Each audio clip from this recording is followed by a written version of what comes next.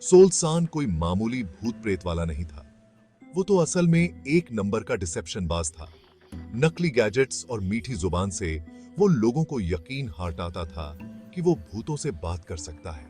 लोगों के डर से ही वो अपना धंधा चलाता था। एक दिन उसे एक अजीब और गरीब न्योता मिला। ये न्योता था मीरा का, जो एक शाही खानदान की वारिस थी।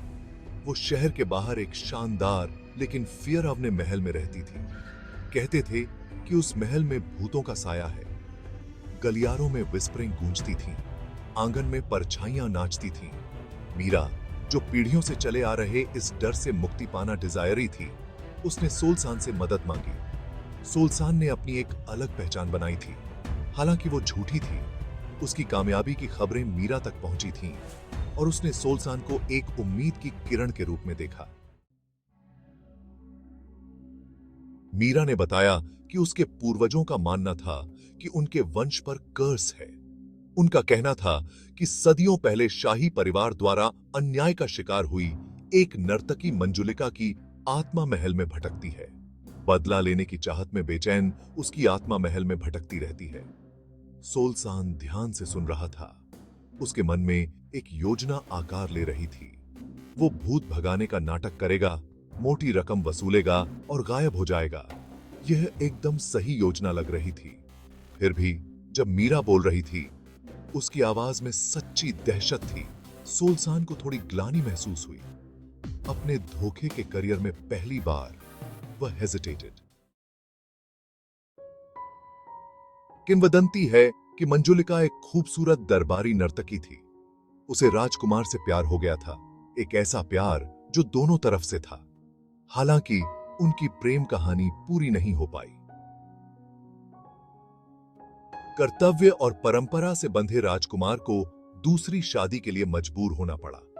प्यार में धोखा खाई और दिल टूटने के बाद मंजुलिका ने महल की दीवारों के भीतर ही अपनी जान दे दी। उसका आत्मा विश्वासघात का दर्द सहन न कर पाने के कारण बदला लेने की कसम खाई। उसने कसम खाई कि जब तक न्याय नहीं मिल जाता, वह महल को प्रेतवाधित करती रहेगी। पीढ़ियां बीत गईं और मंजुलिका की कहानी शहरवासियों के बीच एक फियरानक कहानी बन गई। महल, जो कभी भव्यता और खुशी का प्रतीक था, अब भय और दुख का पर्याय बन गया था। भाग 4। महल में परछाइयां और लाफ्टर। सोल्सान अपने नकली गैजेट्स से लैस होकर अपना नाटक शुरू करता है। वो महल के गलियारों में घूमता है, मंजुलिका की आत्मा से बातें करता है। वो उसके गुस्से और गम के किस्से सुनाता है, जिससे महल के नौकरों की रूह ट्रेंबल जाती है। लेकिन जितना ज्यादा समय वो महल में बिताता है, उतना ही सोल्सान खुद के संदेह पर सवाल उठाने लगता है। आधी रात को उसे विस्परें सुनाई देती हैं। वो अंधेरे दरवाजों के पीछे से परछाइयां देखता है और उसे एक अजीब सी मौजूदगी महसूस होती है। एक सिहरन जो उसकी रीढ़ की हड्डी तक दौड़ जाती है। उसके कान में एक विस्पर। उसका बनावटी चेहरा दरकने लगा। उसकी जगह रेस्टलेसी ने ले ली। भाग 5। सच्चाई आई सामने। मंजुलिका की प्ली। एक रात जब सोल्सान आत्मा के साथ बातचीत करने का नाटक कर रहा था, तो उसने एक आवाज सुनी। यह गुस्से या निराशा की चीख नहीं थी जैसी उसने उम्मीद की थी।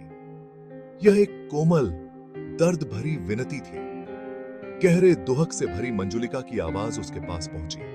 उसने खुलासा किया कि वह बदला नहीं डिजायरी थी, बल्कि मुक्ति डिजायरी थी।